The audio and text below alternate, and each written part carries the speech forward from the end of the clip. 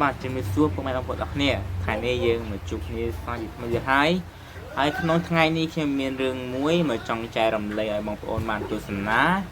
ហើយរឿងនេះមិនតន់ចេញទេបងប្អូនគ្រាន់តែគេត្រៀមចេញបាទហ្នឹងហើយ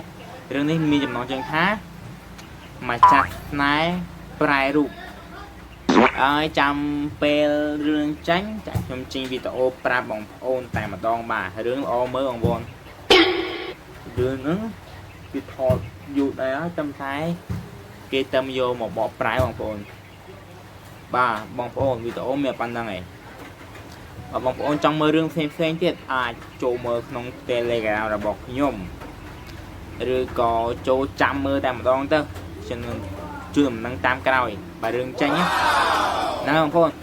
បើចូលចិត្តអាចជួយ Subscribe រូបកណ្ដឹងអ្នកមួយមកហើយមេដៃនេះអ្នកមួយមកផងđược không? Ok, ok.